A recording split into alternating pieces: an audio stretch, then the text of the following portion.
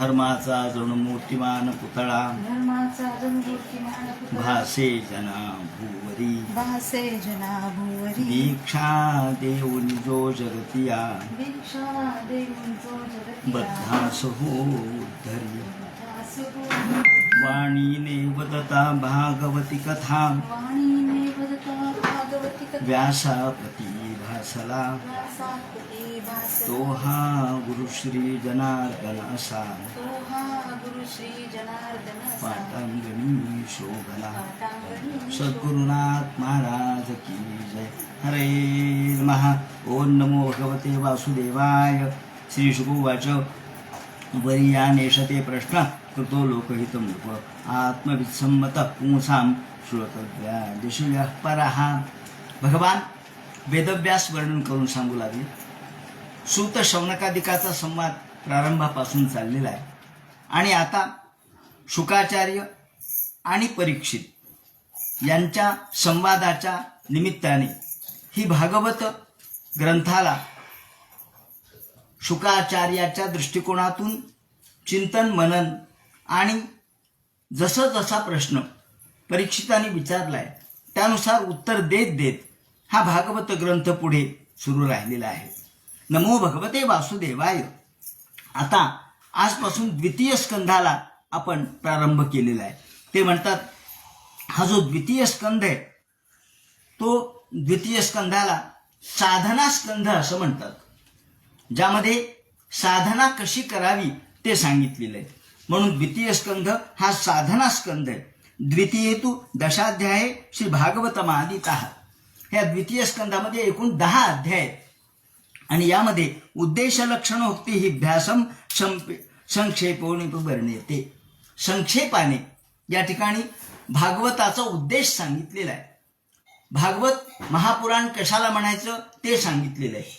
त्याचप्रमाणे संक्षेपाने भगवान या विश्वामध्ये कशा पद्धतीने व्यवहार करतो, वागतो, संरक्षण कसं करतो, उत्पत्ती आणि स्थिती पालन हे सगळं कसं करतो हे सांगितलेलं आहे. म्हणून ते म्हणतात की आता हा जो धारणा कशा पद्धतीने करावी हे या स्कंधामध्ये प्रमुख विषय असल्यामुळं राजाने जो प्रश्न विचारला त्यानुसार उत्तर द्यायला सुरुवात केलेली आहे. राजाने जो प्रश्न विचारला तो प्रथम स्कंधामध्ये शेवटी आलेला आहे की मर्त्य आणि म्रियमान असलेल्या ज्याचा मृत्यू समीप आलेला आहे त्यांनी कोणती साधना करावी आणि त्याने कोणता अशा प्रकारचा आध्यात्मिक मार्ग स्वीकारावा की ज्यामुळे त्याला ताबडतोब मुक्ती प्राप्त होऊ शकते, एवढं मला सांगा. असं म्हटल्यानंतर द्वितीय स्कंधापासून शुकाचार्य सांगू लागलेले. ते म्हणतात श्री शुकोवाच. या ठिकाणी श्री हे जे उपपद आदरदर्शक उपपद लावलेले ते सगळ्यांनाच लावलेले नाही. आज आपण कोणालाही श्री म्हणतो. फक्त भगवान गोपाल कृष्ण यांना श्री, भीष्म पितामह यांना श्री आणि शुकाचार्य यांना श्री शब्द वापरलाय. बाकी इतरांना कुणालाही श्री शब्द वापरलेला नाही. ते म्हणतात श्री शुकोवाच वर्यानेशते प्रश्न. हे परीक्षिता, तू जो प्रश्न विचारलाय ना तो अत्यंत श्रेष्ठ दर्जाचा आहे. तो श्रेष्ठ कशामुळे तर लोकहितम नृप, तो समाज कल्याण करणार आहे. तो तुझ्यासाठी तू विचारलास पण तो सगळ्याच जीवांचं कल्याण करणारा प्रश्न आहे. ज्या प्रश्नाच्या उत्तराच्या निमित्ताने सर्व जीवांचं कल्याण होतं, सर्वांना त्याचा लाभ होतो. म्हणून तो लोकहितम नृप, जगत कल्याणार्थ, लोक कल्याणार्थ, समाजाचा फायदा ज्यामुळे होईल, समाजाचा उद्धार ज्याच्यामुळे होईल असा तो प्रश्न आहे. तू जो प्रश्न विचारला तो वरीयानेशते प्रश्न, तो अत्यंत श्रेष्ठ दर्जाचा आहे. कशामुळे तर ज्यामुळे जगत कल्याण अपेक्षित आहे. आत्मविसम्मतः पुंसाम. आणि तो प्रश्न आपण जो विचारला तो कल्याणकारक आहे, ज्याचं स्मरण चिंतन कीर्तन करून सुद्धा माणूस मुक्त होऊ शकतो. श्रोतद्यावेनी राजेंद्र. हे राजेंद्र, हे या ठिकाणी परीक्षित राजाला म्हणतात की तसं जगामध्ये अनेक साधन आहेत. नृणाम संती सहस्रशः, हजारो अशा प्रकारचे साधन आहेत, अनेक अशा प्रकारचे उपाय आहेत. पण ते सगळे उपाय सगळ्यांना जमतील असं नाही. अहो जप आहे, तप आहे, अनुष्ठान आहे, यज्ञ आहे, याग आहे, त्याचप्रमाणे वेगवेगळ्या प्रकारचे धर्मकर्म आहेत. पण हे सगळे सगळ्यांना जमतील असं नाही. का बरं? अहो माणसाचं आयुष्य आधीच तर कमी आहे आणि त्याच्यामध्ये माणसं ग्रहेषु ग्रहमेधिनाम, माणसं आपापल्या ग्रहकृत्यामध्ये व्यस्त आहेत, आपापल्या दैनंदिन व्यवहारामध्ये व्यस्त आहेत. त्यांच्या घरातील अनेक व्यापातापामध्ये माणसं व्यस्त आहेत आणि त्यामुळं त्यांना सगळंच जमेल असं नाही. बरं, त्याच्यातही निद्रया ह्रियते नक्तम, झोपेमध्ये त्यांचा अर्धा आयुष्य जातं. झोपेमध्ये 6, 7, 8 तास जातात, म्हणजे जवळपास झोपेमध्ये अर्धा आयुष्य गेलं आणि दिवसा विनाकारण व्यर्थ कर्मामध्ये जातं. त्यामुळं निद्रया ह्रियते नक्तम व्यवायेन च वावयाः, रात्री तो झोपेत वेळ घालवतो, दिवसा व्यर्थ कर्मामध्ये वेळ घालवतो आणि मग त्याला वेळ कुठे मिळतो सांगा? दिवाचार्ये चार्थे हया राजन. आणि म्हणून त्याला वेळ मिळत नाही. काय करावं? जर माणसाला वेळच मिळत नसेल तर माणसाने कसं कार्य करावं? त्यांच्या संत एकनाथ महाराज यांचं चरित्र त्यांच्या नातवाच्या नातवांनी लिहिलेलं आहे. तेव्हा या संत एकनाथ महाराजांच्या चरित्रामध्ये आता नाथ महाराज म्हणजे असे की त्यांना जगत कल्याणार्थ आपण काहीतरी करावं, किती जरी त्रास झाला तरी लोककल्याण झालं पाहिजे म्हणून झटायचे. आत्मकल्याण तर झालेलंच होतं, ते मुक्तच होते, पण समाजाला सुद्धा मुक्त करावं असं म्हणतात. की त्यांच्या त्या कथेमध्ये वर्णन केले की त्यांच्या शेजारी एक गृहस्थ राहत होता. हा दररोज सकाळी नाथ दररोज बघायचे, तो गडबडीने दुकानामध्ये जायचा. पेढी, सोन्याचं दुकान होतं त्याचं, त्या पेढीवरती जायचा. दररोज सकाळच्या वेळेला नाथ पूजा करू लागले की त्याला नाथांना दिसायचं की अरे हा मनुष्य चाललाय. संध्याकाळी पुन्हा दिसायचा. एके दिवशी नाथांनी त्याला विचारलं, अहो महाराज, तुम्ही सकाळी दररोज जाता, संध्याकाळी रात्री मी तुम्हाला पाहतो, तर तुम्ही देवधर्माचं काही करता का नाही? ते म्हणे, अहो नाथ महाराज, मला कुठं देवधर्म करायला वेळ आहे, मला देवाला वेळ नाही, धर्माला वेळ नाही, चिंतनाला वेळ नाही.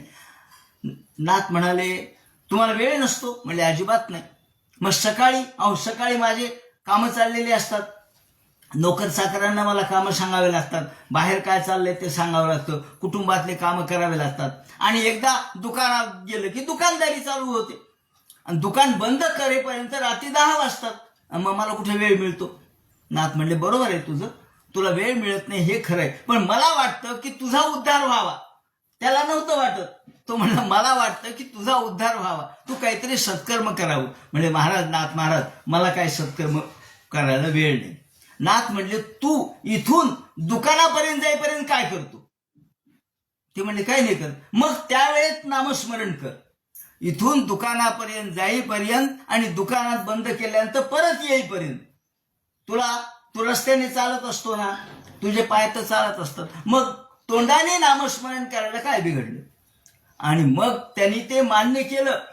शेवटी त्यांनी ते लक्षात ठेवलं. आणि सांगायचं तात्पर्य असं की त्या चरित्रात असं लिहिलंय की जेव्हा त्याचा मृत्यू समय आला त्यावेळेला नाथांनी त्यांना जाताना आणि येताना नामस्मरण करायला सांगितलं होतं, याची आठवण झाली आणि या वेळेला त्यांनी नामस्मरण केलं. त्यांनी जर नामस्मरणच केलं नसतं तर त्यांना आठवण झाली नसती ज्या वेळेला, आणि यातून तो मुक्त झाला. नाथांना सगळ्या जगाला मुक्त करायचं होतं. अगदी किती जरी कोणी शठ असला, कोणी वाईट असला, कोणी खट असला, तरी सुद्धा त्याला सत्कर्माला लावायचं होतं. थोडक्यात सत्कर्माला लावणे हा मुद्दा होता नाथांचा. म्हणून ते म्हणतात की माणसाला वेळच नाहीये. दिवाचार्थे हया राजन कुटुंब भरणे नवा. माणसं कुटुंब भरणे नवा, दैनंदिन व्यापातापात एवढे अडकलेत पैसा मिळविण्यामध्ये, कुटुंब भरणामध्ये त्यांचा वेळ जातो आणि देहापत्य कलत्रादी. मग स्वतःच्या देहाचा विचार आहे, कधी आजारपण आहे, कधी देह आपला आजारी पडतो, कधी आपल्याला औषध पाणी घ्यावं लागतं, कधी आपण स्वतः असमर्थ होतो, कधी अपत्य, कधी मुलाबाळांचा विचार असतो, कधी बायकोचा विचार असतो. आणि मग असं असेल तर माणसाला वेळ कुठे मिळतो? देहापत्य कलत्रादी स्वात्मसैन्य स्वतःसपी. आणि त्याला आपल्या स्वतःच्या या आत्मकल्याणार्थ वेळ मिळत नाही. ते म्हणतात देहादिषु आत्मनाः सैन्येषु परिकरे. या ठिकाणी सैन्य म्हणजे त्याच्या बाजूचे सगळे नातेवाईक, परिकर म्हणजे त्याच्या भोवतीचा समाज, हा त्याला सुधरू देत नाही. आणि मग अशा वेळेला तेषां प्रमुतो निधनम. मग अशा वेळेला त्यांनी कसं कल्याण करावं हो? ते म्हणतात पश्चन्नपि न पश्यति. त्याची अवस्था कशी होते? आपण मराठीमध्ये शब्द वापरतो की डोळे असून आंधळे, किंवा आम्ही असं म्हणतो की कळतंय पण वळत नाही. कळतं सगळं पण वळत मात्र नाही. ते म्हणतात प्रमत्तो निधनम पश्चन्नपि न पश्यति. तो पाहतो पण त्याला दिसत नाही. तो पाहतो पण त्याला दिसत नाही. ते म्हणतात कसं काय असं होतं? त्याचं कारण असं आहे. ते म्हणतात जसं आपण एखाद्या निमित्ताने एखाद्याचा मृत्यू होतो, मृत्यू झाल्यावर अरे अरे अरे वार्ता येते, त्याचा मृत्यू झाला, मग सगळे घरचे कामं टाकतो आपण, त्याला जाईपर्यंत पोचवण्यापर्यंत त्यापर्यंत जातो. मग त्याला अग्नी दिला की आपण घरी परत येतो. दररोज 8 दिवसाला 15 दिवसाला कोणा ना कोणाचा तरी मृत्यू होतोच. आणि आपल्याला आपले नातेवाईक म्हणा, जवळचे मित्र यांच्यासोबत जावंच लागतं, पुन्हा तिथून परत यावंच लागतं. ते म्हणतात मरे एक त्याचा दुजा भारव आहे, दुजा शोकव आहे. मरे एक त्याचा दुजा शोकव आहे. जसं समर्थ रामदास स्वामी म्हणतात, एक जण मरतो, त्याचं दुःख आपण करत राहतो, तो तर मेला, त्याचं दुःख कुठे आहे? त्याला दुःख नाही सुखही नाही, तो मेला. पण त्याचं दुःख आपण करत करत घरी येतो, पुन्हा नंतर वार्ता येते अमुक एक गेला निघाला. दररोज आपण पाहतो लोक मरतातच आहेत, पण आपल्याला असं कधी वाटत नाही की आपणही मरणार आहेत. आपल्याला दररोज मरण पाहतो, पण आपल्याला स्वतःला आपण मृत्यू पावणार आहे याची काही जाणीव होत नाही, याचा प्रत्यय येत नाही. ते म्हणतात का पश्चन्नपि न पश्यति. आपण पाहतो पण आपण क्षणात पुन्हा विसरतो. झालं सगळं काही जाऊन आलो, पुन्हा स्नान केलं, चला बरं लवकर चहा द्या. अहो सकाळी लवकर उठलोय, चला आल्याचा चहा द्या. का रे बाबा, तू तर मृत्यू पाहिला ना, मृत्यूनंतर काय शिल्लक राहिलं? काही नाही, मग तुला पुन्हा चहा आठवला का? त्याचं कारण आपल्याला अकस्मात तोही पुढे जात आहे, पण तरी आपल्याला त्याची जाणीव होत नाही. ते म्हणतात पश्चन्नपि न पश्यति. आपण पाहतो पण आपल्याला कळत नाही. आपल्याला ज्ञान आहे पण ते वळत नाही, आपल्याला त्याचा अनुभव येत नाही. तस्मात भारत सर्वात्मा. आणि म्हणून शुकाचार्य म्हणतात हे परीक्षिते, माणसं सगळं काही करतात, फक्त त्याला आजूबाजूच्या सगळ्या परिस्थितीची जाणीव अंतःकरणात होत नाही. मृत्यूचं सत्य हे जरी आपण स्वतः पाहिलं तरी त्या सत्याला डोळेझाक आपण करतो, त्या सत्याकडे पाहत नाही.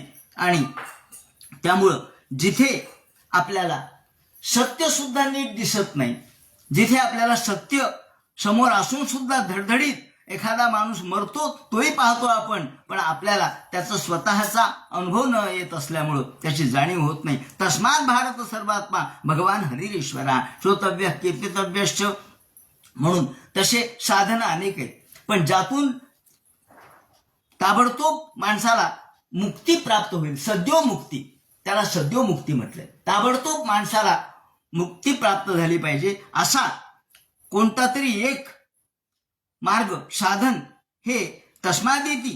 हे भरतवंशस्य, भारत शब्द वापरलाय परीक्षितासाठी, की भगवान ईश्वराचं गुणवर्णन हाच खऱ्या अर्थाने एक मार्ग आहे. म्हणून अभयम मोक्षमिच्छता, या ठिकाणी अभय शब्द जो वापरलाय, स्मर्तव्य स्वेच्छा अभयम, स्वेच्छता अभयम. हा अभय म्हणजे काय? तर अभय म्हणजे मुक्ती. या ठिकाणी टीकाकारांनी अभयम मोक्षमिच्छता असा शब्द वापरलाय, की आपल्याला अभय म्हणजे मुक्ती मिळाली पाहिजे. असं एकमेव साधन कोणतं? तर भगवत कृपा, भगवत दर्शन आणि भगवदाराधन एवढंच आहे. एतावान सांख्ययोगाभ्याम. आणि हा सांख्ययोग, सांख्य म्हणजे ज्ञान. आता हा सांख्ययोग आपल्याला जो प्राप्त करायचा आहे, सांख्यादिभिः साध्य इति तेषां स्वातंत्र्येण लाभत्वात् सांख्य मात्मात्म विवेकः. या ठिकाणी सांख्य म्हणजे काय? सांख्य म्हणजे तृतीय स्कंधामध्ये कपिल महामुनींनी सांगितलेला सांख्ययोग नाही, तो सांख्ययोग वेगळा. आणि हा सांख्य म्हणजे आत्मानात्म विवेकः.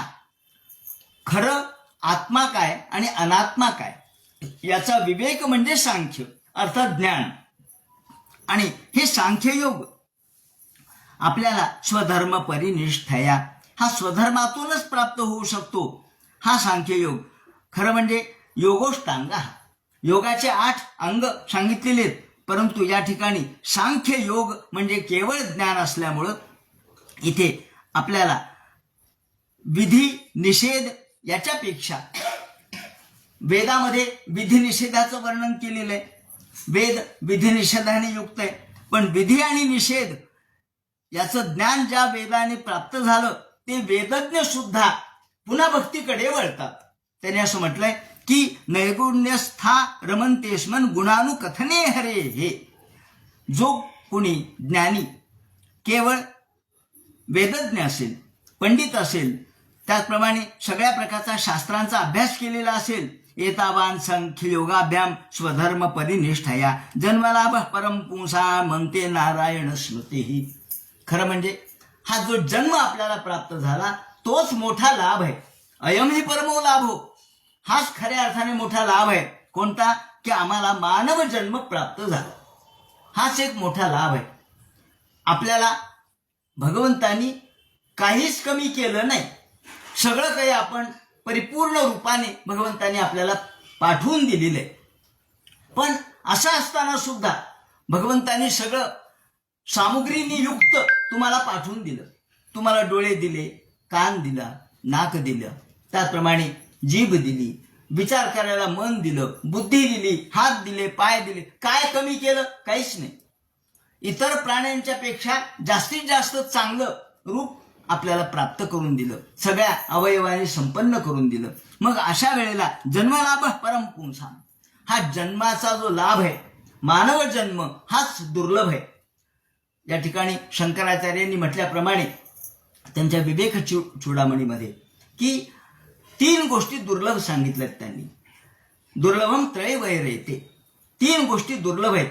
त्यामध्ये मनुष्यत्वम, मुमुक्षुत्वम, महापुरुष संश्रय. मनुष्यत्व, मनुष्य आपण झालो, मानव म्हणून जन्माला आलो, पण जर मानव म्हणून जन्माला आलो तर मनुष्यत्व हा गुण आपल्यात यायला पाहिजेच. मानव जर आपण झालो तर मानुषता हा गुण, किंवा ज्याला आपण मानवतावाद असं म्हणतो, ही मानवता, हा मानुषपणाचा गुण, मनुष्यत्वाचा गुण आपल्यामध्ये निर्माण झाला पाहिजे. मानव म्हणून जन्माला येऊन आपण जर पशुप्रमाणे वर्तन करू लागलो तर आपल्यापेक्षा पशु बरे असं आपण म्हणून धर्मेण हि ना पशुभे समाना. व्यास महर्षींनी माणसाला सुद्धा जर धर्माचा त्यांनी अनुकार केला नाही, धर्म जर त्यांनी आपल्या आचरणामध्ये आणला नाही, तर तो धर्मेण हि ना पशुभि समान. तो पशुच म्हटलंय, 2 पायाचा पशु असं म्हटलंय त्यांनी. तर मग असं असेल तर जन्मलाभ परमपुंसा, आपल्याला मानव जन्म प्राप्त झाला आणि त्याच्यातही मनुष्यत्व आपण प्राप्त केलंय. मग मनुष्यत्व प्राप्त केल्यानंतर पुढचा भाग कोणता राहिला? मुमुक्षुत्वम, मोक्षाची इच्छा हीच माणसाने धरली पाहिजे. जन्मलाभ परमपुंसा म्हणते नारायण स्मृती. एकतर अंते नारायण स्मृती, सगळ्यात शेवटी मृत्यूच्या वेळेला आपल्याला भगवंताची आठवण होणं हे त्यापेक्षा दुर्लभ आहे. म्हणून आधीच तर जन्मलाभ दुर्लभ, त्याच्यात अंते नारायण स्मृती दुर्लभ, आणि मग असा जर मानव जन्म आपल्याला प्राप्त झाला असेल आणि राजा तू आता मृत्यूच्या काठावर उभा आहेस आणि आता तुला भगवंताच्या नामस्मरणाबद्दल कमी वेळामध्ये मला हे जर सांगायचंय तर प्रायेण मुनयो राजन निवृत्ता विदेशे धता. मला हे सांगावं लागेल की मोठमोठे मुनी सुद्धा विधिषेधतः, विधी आणि इथे विधिषेधतः म्हटलंय, पण विधी आणि निषेध, शेधतः, विधिषेधतः म्हणजे विधी निषेधतः. वेद, विधिनिषेध म्हणजे वेद. नामदेव महाराजांनी आपल्या अभंगात म्हटलंय की वेदाला मी विचारायला गेलो, तत्व पुसावया गेलो वेदज्ञानशी, तब तयापाशी भरले विधिनिषेध. तत्व पुसावया गेलो वेदज्ञानशी, तब तयापाशी भरले विधिनिषेध. तत्व विचारायला गेलो वेदज्ञाकडे, तुम्ही वेदज्ञ आहेत, आणि म्हणून संत तुकाराम महाराज जेव्हा म्हणतात वेदाचा तो अर्थ आमाशीच ठावा, येरानी वहामा भार माथा, त्याचा अर्थ केवळ शब्द ज्ञान झालं म्हणजे अनुभवाचं ज्ञान होतच असं नाही. म्हणून शब्द हे कळाले, उच्चार कळाले, घोकंपट्टी झाली, पण त्यातून जर ज्ञान मिळालं नाही, त्यातून जर आत्मज्ञान प्राप्त झालं नाही तर वेद निरर्थक आहे. अर्जुना वेदू जरी झाला तरी मी नेणता वाया गेला, कणू सांडोनी उपणीला कोंडा जैसा. माऊलींनी 16व्या अध्यायात म्हटल्याप्रमाणे ते म्हणतात निवृत्ता विधिषेधतः, एवढे विधी निषेध ज्या वेदात भरलेले आहेत असे वेदज्ञ सुद्धा शेवटी आगम आणि निगम यांचे ज्ञानी सुद्धा नैगुण्यस्था रमन्ते स्म, निर्गुणामध्ये जे तल्लीन आहेत, शुकाचार्य सुद्धा नैर्गुण्य यामध्येच रममाण होते. नैर्गुण्य म्हणजे निर्गुणामध्ये, ते समाधीमध्येच तल्लीन होते. 10,000 हजार वर्ष ते समाधीत तल्लीन असायचे. व्युत्थान दशेत आल्यानंतर त्यांना वाटायचं 1 सेकंदच झाला, पण 10,000 वर्ष झालेले असायचे. नाथांनी सांगितले त्यांच्या काव्यामध्ये की व्युत्थान दिशेत जेव्हा शुकाचार्य यायचे त्यावेळेला 10,000 वर्ष लोटलेले असायचे. असे शुकाचार्य ते म्हणतात नैर्गुण्यस्था रमन्ते स्म, आमच्यासारखे निर्गुणामध्ये रममाण होणारे, आमच्यासारखे निर्गुणामध्ये तल्लीन होणारे सुद्धा भगवंताच्या कथेमध्ये तल्लीन होतात, सगुणाकडे येतात. निर्गुणामध्ये तल्लीन होणारे, निर्गुण निराकार निर्विकार असणाऱ्या परमेश्वरामध्ये तल्लीन होणारे सुद्धा गुणानुकथने हरे हे, भगवंताच्या गुणानुकथनामध्ये अर्थात त्यांच्या कथेमध्ये चरित्रामध्ये आम्हाला रस वाटायला लागतो.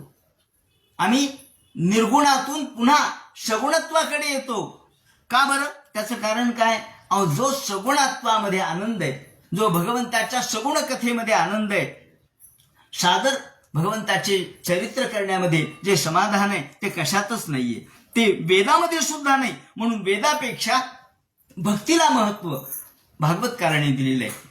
भागवत हा ग्रंथ जो आहे तो भक्तिशास्त्राचा ग्रंथ आहे. त्यामुळे वेदापेक्षा सुद्धा उपनिषद, त्याप्रमाणे मोठमोठे ब्राह्मण ग्रंथ यांच्यापेक्षा सुद्धा भागवत हा ग्रंथ श्रेष्ठ. कशामुळे? तर त्याच्यामध्ये भक्ती सांगितली आहे म्हणून. ते म्हणतात इदम भागवतम नाम, याला भागवत असं म्हणतात. हे भागवत ग्रंथ पुराणम ब्रह्मसंहितम, हे प्रत्यक्ष ब्रह्मसंहितम. ब्रह्मज्ञान जर तुम्हाला सगुण रूपात पाहिजे असेल तर भागवत वाचा. तुम्हाला ब्रह्मज्ञान अवघड जे ज्ञान आहे ते अवघड ज्ञान सुलभ रूपात जर पाहायचं असेल तर तुम्ही भागवत ग्रंथ वाचा. म्हणून ते म्हणतात इदम भागवतम नाम पुराणम ब्रह्मसंहितम आधीतवान. आणि हा भागवत ग्रंथ शुकाचार्यांनी हा भागवत ग्रंथ सांगण्यापूर्वी आपली भूमिका सांगितली. ते म्हणतात माझ्यासारखे निर्गुणामध्ये तल्लीन असलेले सुद्धा सगुणात आले आणि भगवंताच्या कथेमध्ये रममाण झाले, आणि याला भागवत असं म्हणायचंय. आणि हा ब्रह्म साक्षात्कार देणारा ग्रंथ आहे.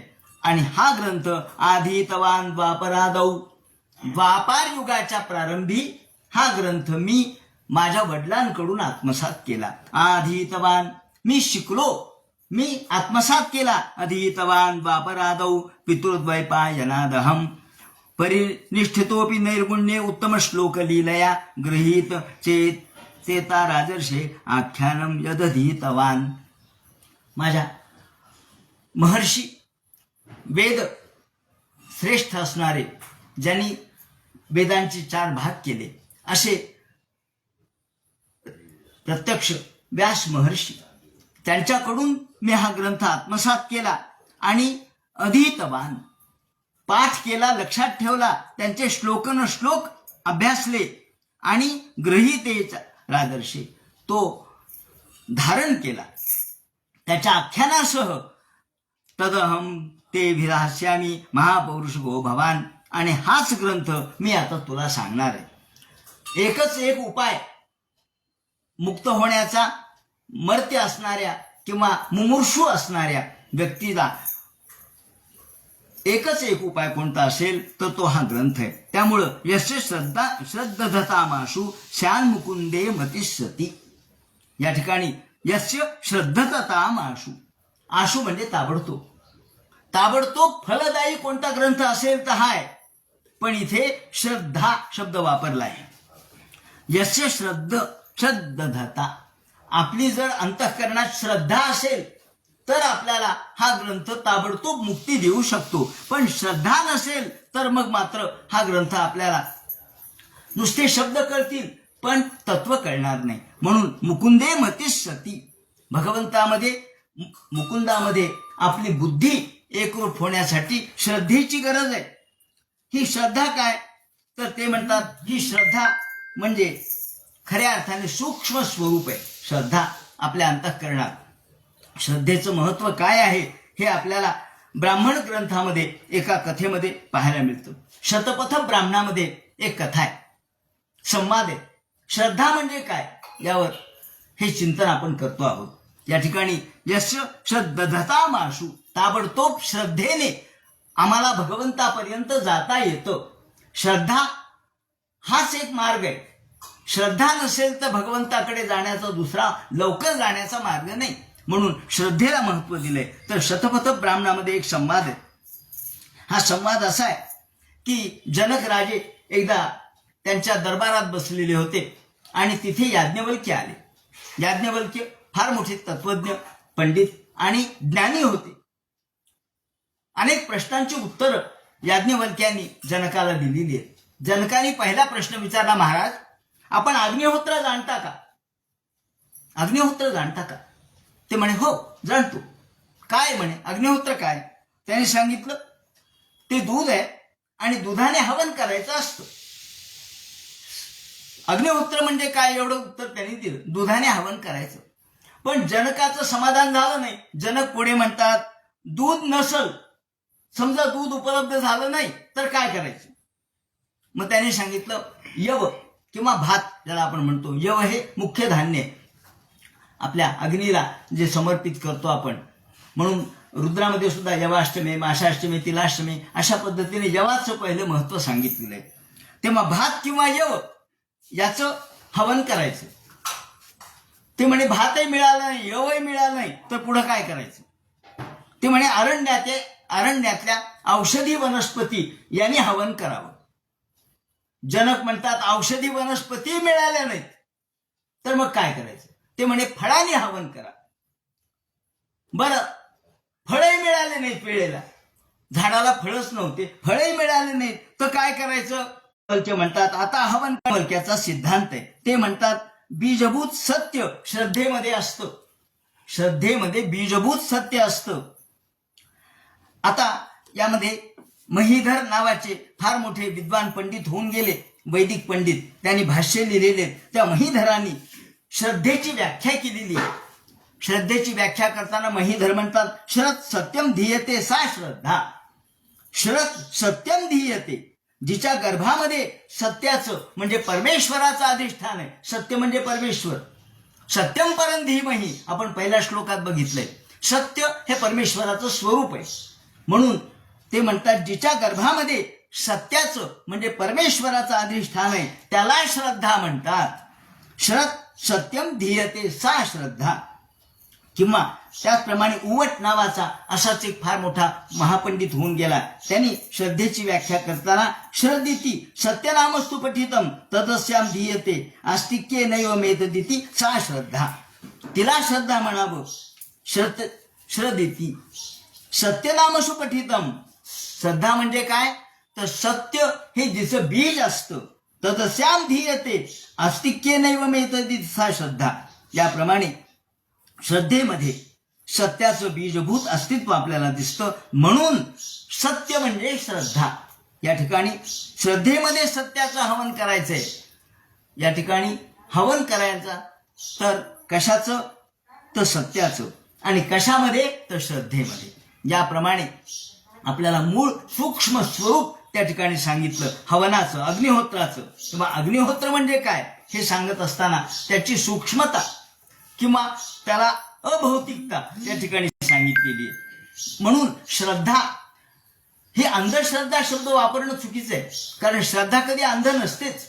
अहो जिच्याद्वारे आपल्याला भगवंताचं अधिष्ठान प्राप्त होतं, जिच्याद्वारे आपल्याला भगवंताचं दर्शन होतं, ती श्रद्धा अंध कशी असेल? ती डोळसट असते. म्हणून ते म्हणतात यस्य श्रद्धाता माशु, ज्याच्या ताबडतोब श्रद्धेनेच भगवान आपल्याला मुकुंदे मती सती, भगवान हा आपल्या अंतःकरणामध्ये येतो आणि आपली बुद्धी भगवन्मय होते. एतन निर्विद्यमानाना मिच्छता मुकुतो भयम योगिनाम नृप निर्णीतम हरेर्नामानुकीर्तनम. आणि म्हणून ते म्हणतात किम प्रमत्तस्य बहुभी परोक्षे हायनैरिह. ते म्हणतात की फक्त भगवंताची प्रार्थना अंतःकरणपूर्वक करणं हाच खऱ्या अर्थानं याला उपाय आहे. योगिनाम नृप निर्णीतम, मोठमोठ्या योग्याने सुद्धा हाच निर्णय दिलाय की हरेर नामानुकीर्तनम, भगवंताचं कीर्तन, संकीर्तन, नामस्मरण हेच आपल्याला पावन करणारं, मुक्त करणार आहे. आणि किम प्रमत्तस्य बहुभिः, आणि म्हणून आपण बाकी कुठल्याही गोष्टी करू नये, बाकी कुठल्याही गोष्टीच्या नादी लागू नये. लवकरात लवकर जर मुक्त व्हायचं असेल तर एकच उपाय आपल्याला आहे, तो म्हणजे आपल्याला भगवंताच्या ध्यानामध्ये तल्लीन होणं. ते म्हणतात निद्रया रियते नक्तम व्यवहार जीवाव या दिवाचार्थेतून कुटुंब भरणे वाहा. आपण एतावान सांख्ययोगाभ्याम अशा पद्धतीने हा खरा भगवत प्राप्तीचा मार्ग त्यांनी सांगितला. आणि त्या दृष्टीने ते म्हणतात की हे राजा, तू म्हणतोस मला फक्त 7 दिवसाचं आयुष्य, मग या 7 दिवसामध्ये मी कसं काय माझं आत्मकल्याण करू? अरे राजा, तू कशाला घाबरतोस का? वरम मुहूर्तम विदितम. अरे तुला माहित आहे का, खट्वांग नावाचा राजा रघुवंशातला होता. हा खट्वांग नावाचा राजा, रामाचा पूर्वज, इंद्राने त्याला साह्यासाठी बोलावलं, त्यांनी युद्ध केलं आणि सगळ्या प्रकारच्या राक्षसांचा निपात केला. तेव्हा इंद्र त्याला म्हणाला, महाराज तुम्ही आम्हाला मदत केली राजेसाहेब, तर आम्ही तुम्हाला काय द्यावं वरदान सांगा. त्यांनी काय मागावं? त्यांनी मागितलं मला वरदान देण्यापूर्वी मला सांगा माझं आयुष्य किती राहिले. ते म्हणे पाहिलं त्यांनी वरम मुहूर्तम विदितम, एक मुहूर्त फक्त, 2 घटका म्हणतात त्याला. ते म्हणतात खट्वांगो नाम राजर्षी देयम हरिम, आणि जो भगवत पदाला प्राप्त झाला. आणि म्हणून राजा, अरे तुला तर 7 दिवसाचं आयुष्य आहे, तू काय म्हणतो 7च दिवसाचं? अरे 7च नाही, 7 दिवस, फार दिवस झाले 7 म्हणजे कारण आयुष्य. जेव्हा ती न पुसता जर लहान करायची झाली तर तिच्या बाजूला मोठी रेषा काढावी लागते, तर ती लहान न पुसता लहान होऊ शकते. तशी या ठिकाणी शुकाचार्य महाराजांनी परीक्षित राजाला सांगितलं, अरे तुझं आयुष्य कमी नाहीये, जास्त आहे. का? हे आयुष्य तू खट्वांगाचं पहा आणि तुझं पहा. त्यामुळं मुहूर्तात सर्व उत्सृज, आणि तुला तर सप्ताहम जीवतावधी, तुला तर 7 दिवस आयुष्य. तेव्हा उपकल्प येतात सर्व, तेव्हा तू आता काळजी करू नकोस. त्यासाठी ग्रहात प्रवृत्तो धीरहा, त्यासाठी एक काम करावं लागतं, ते म्हणजे आपण यम नियम प्राणायाम या सगळ्या योग मार्गाचे सगळे अष्टांग योग साधनं सांगितलेली आहेत. पण प्रव्रजितो धीरहा, जो घरातून अत्यंत निरीच्छ भावनेने बाहेर पडतो, ग्रहात प्रव्रजितो धीरहा पुण्यतीर्थ जलाप्लुतः शुचो विविक्त आसीनो विधिवत कल्पित आसने. त्यासाठी काय करायचं ते मी तुला सांगतो. आता या ठिकाणी धारणा विधी सांगितलेला आहे. धारणा कशी करायची, संपूर्ण आपल्या शरीराची धारणा, मनाची धारणा, आपल्या बुद्धीची धारणा भगवन्मय कशी करायची हे सांगताना पहिल्यांदा विराट पुरुष आपल्या समोर उभा केलेला आहे. ते म्हणतात आधी ग्रहात प्रवृत्तो धीरा, पहिल्यांदा झडझडून वहिला निघ आणि भक्तीची ये लागे वाट. सगळ्यात पहिल्यांदा आपल्याला धीरत्व धरून, धीर शब्द वापरला याच्यासाठी की आपल्या अंतःकरणाला पुन्हा परत येण्याची इच्छा होऊ नये. नाहीतर पुन्हा थोडक्यात नाही बाबा आता कंटाळा आला एकटं राहून, चला पुन्हा आपल्या घरी परत, असं नाही. धीरत्व आपल्यामध्ये, निश्चयाचे बळ तुका म्हणी तेची फळ, असं निश्चय पक्का पाहिजे की ज्या निश्चयाने एकदा आपण घरातून बाहेर पडलं की पुन्हा मागं वळून पाहता कामा नये. ते म्हणतात ग्रहात प्रव्रजितो धीरः पुण्य जल तीर्थ जलाप्लुतः, घरातून बाहेर पडावं.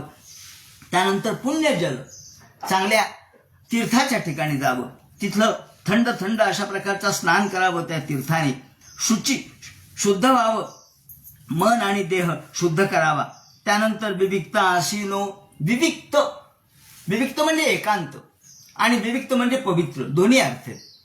पवित्र आसनावर बसावं, एकांत ठिकाणी बसावं आणि विधिवत कल्पित आसने, जसं आपल्याला शक्य असेल तसं पहिल्यांदा बसावं. कारण तिथे आसन जय सांगितलेलं आहे.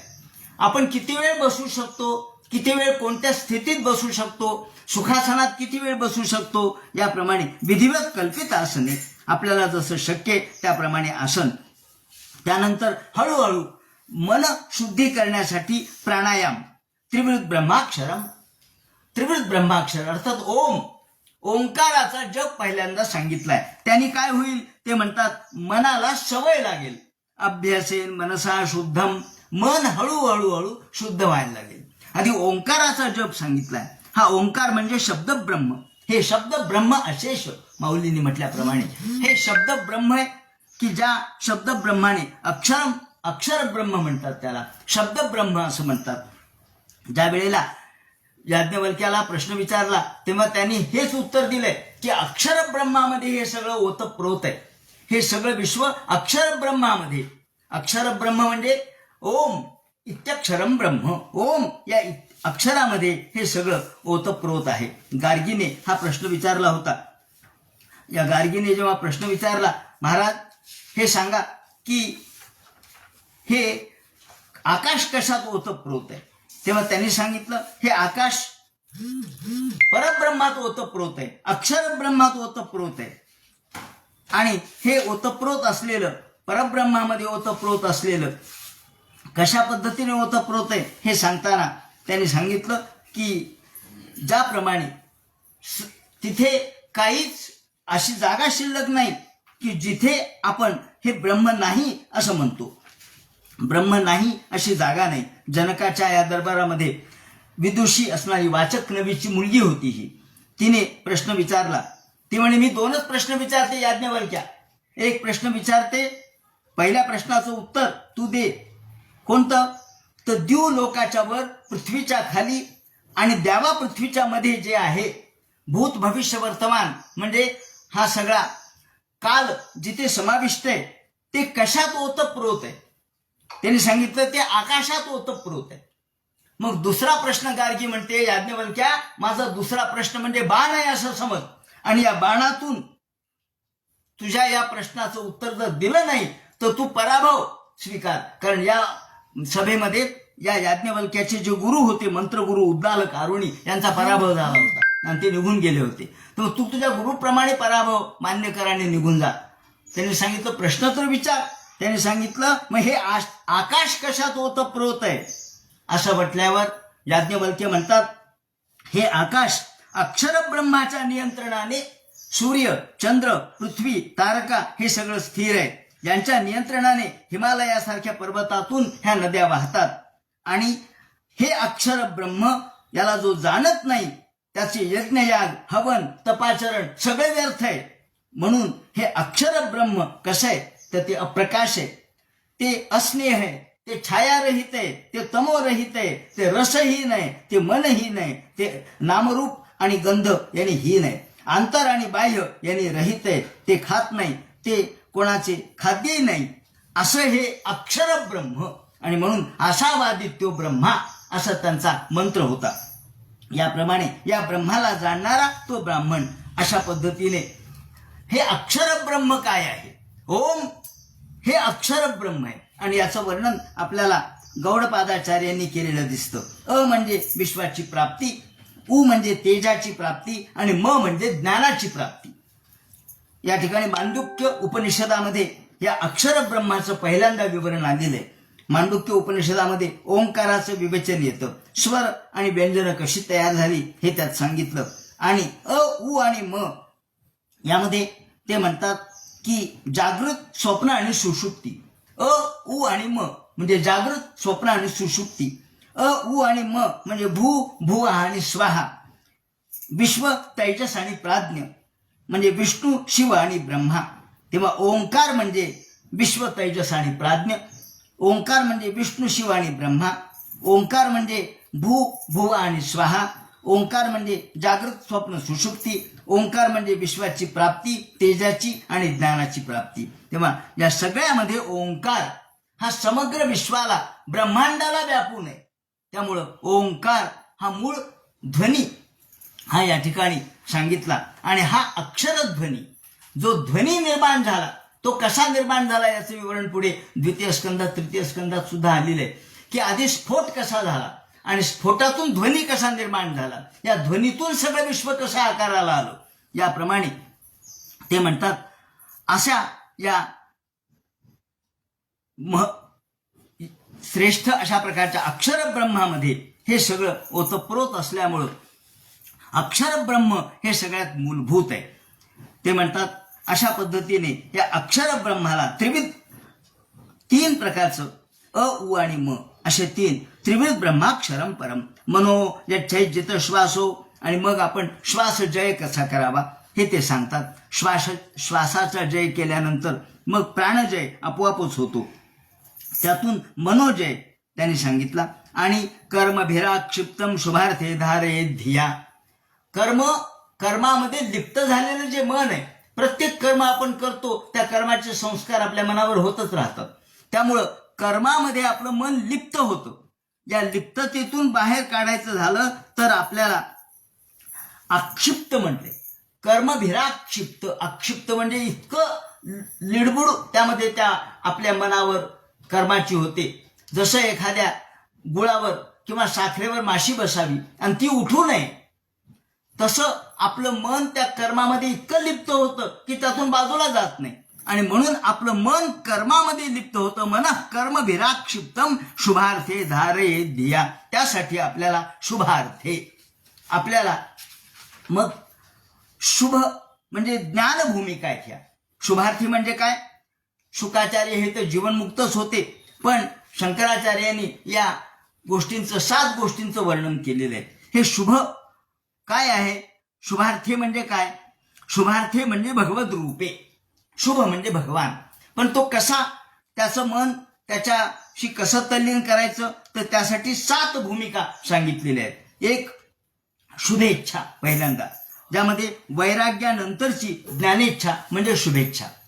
वैराग्य प्राप्त झाल्यानंतर ज्ञानेच्छा म्हणजे ज्ञानानंतर वैराग्य प्राप्त होईल, पण वैराग्याच्या नंतरही पुन्हा जे ज्ञानेच्छा असते, अर्थात ही ज्ञान अज्ञानाच्या विरोधातलं ज्ञान नव्हे, तर अवघा प्रकाश नाही होणे जाणे नाश या प्रकारचे. म्हणून वैराग्यानंतरची ज्ञानेच्छा म्हणजे शुभेच्छा.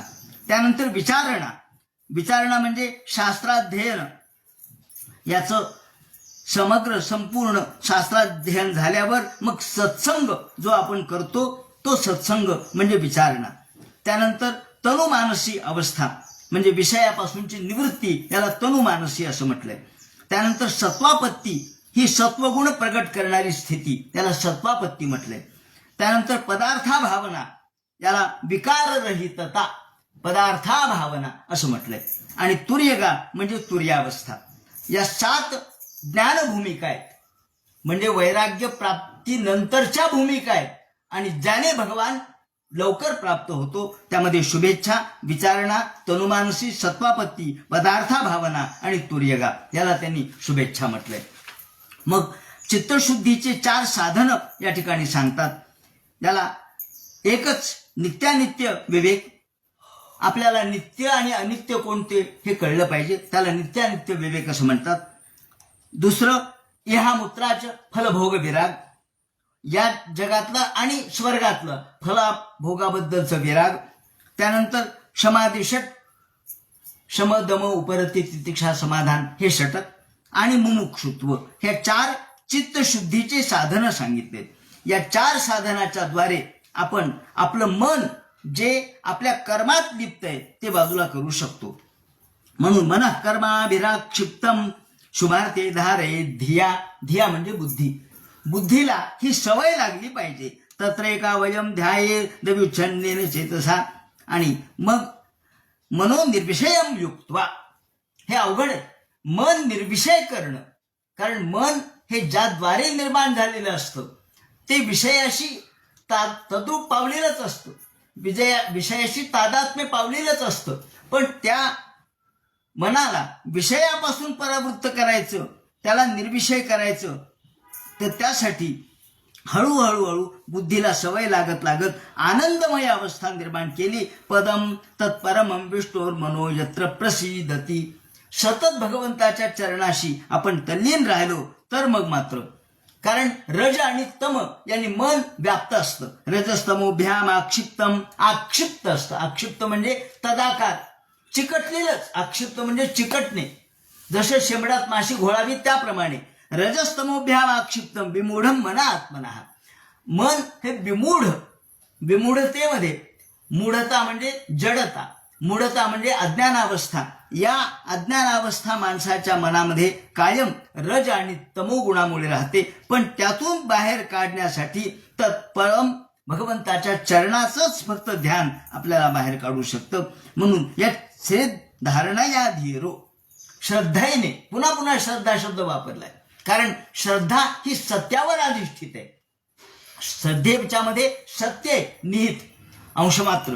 त्यामुळं या श्रद्धे धारणाया धीरो हंतिया तत्कृतम मलम.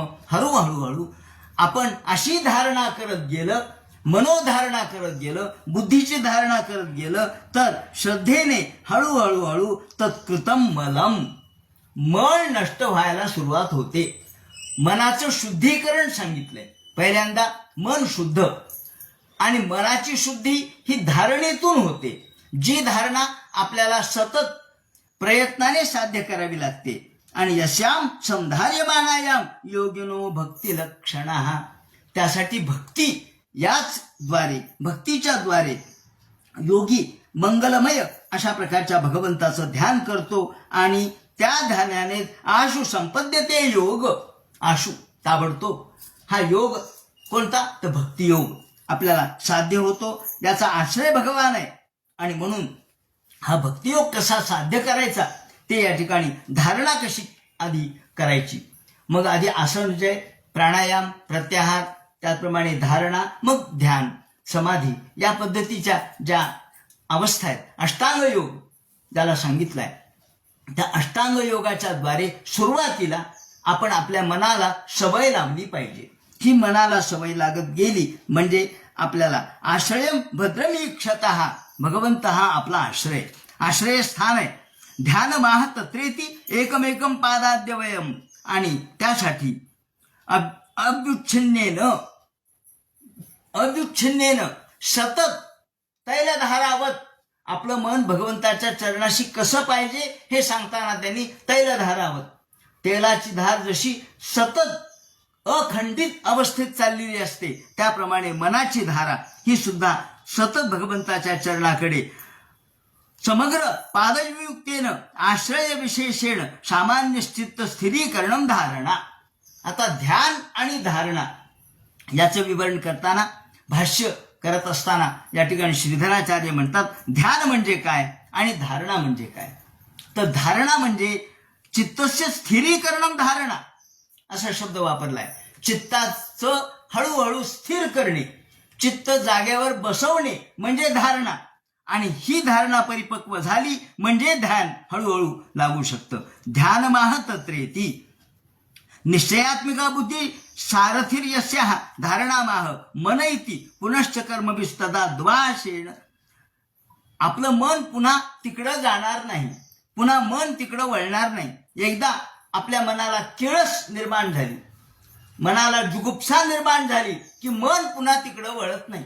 जुगुप्सा, मनामध्ये जुगुप्सा निर्माण झाली पाहिजे, ही किळस निर्माण झाली पाहिजे. ते म्हणतात कशी, खूप मन जातं नाही असं नाही.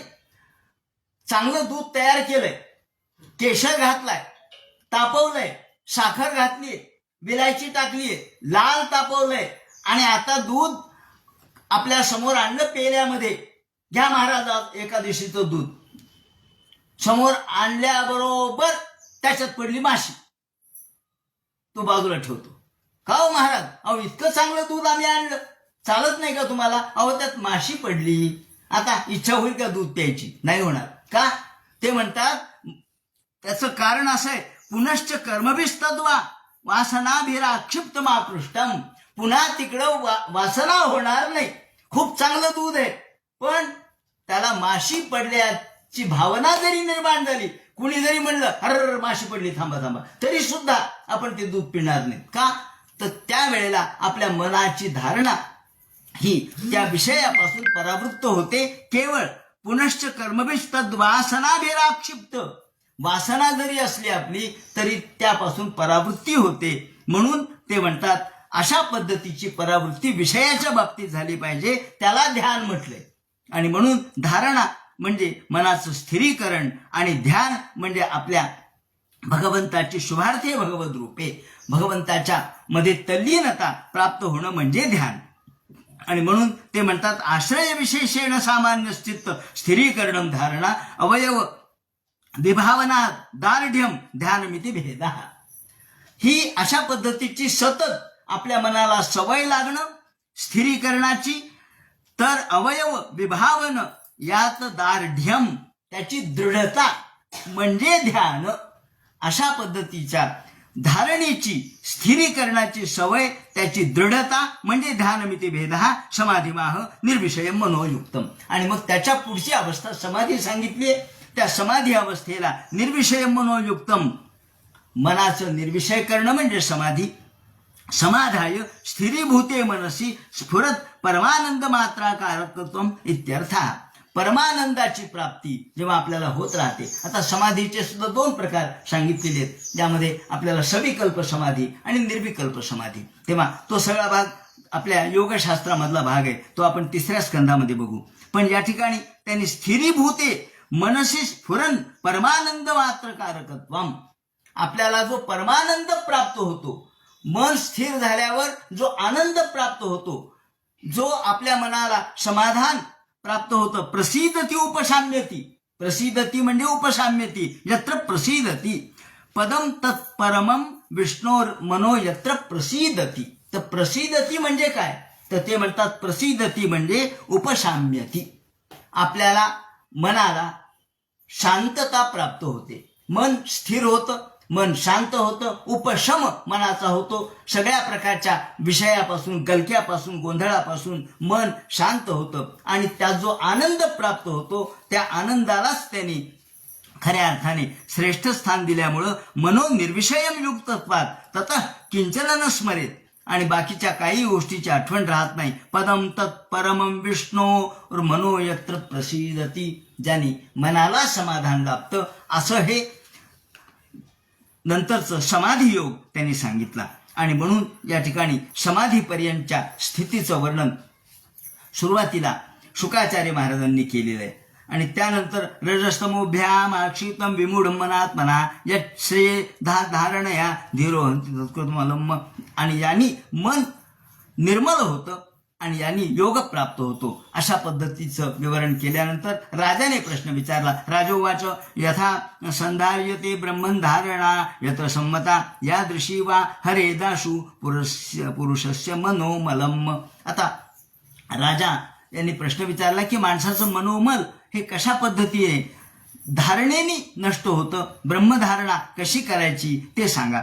आणि मग आता शुकाचार्य परीक्षितीला ही धारणा कशी करावी, विराट स्वरूपाची धारणा, समग्र विश्वामध्ये भगवान कसा आहे, कोणत्या रूपाने आहे कसं त्याचं स्वरूप आहे या संबंधीचं जे विवरण करतील तो सगळा भाग उद्याच्या चिंतनात सांगण्यात येईल. हरे नमः पुंडलिक वरदे विठ्ठल सीताकांत स्मरण जय जय राम पार्वतीपते हर हर महादेव श्रीमज्जनार्दन गुरुमूर्तये नमः.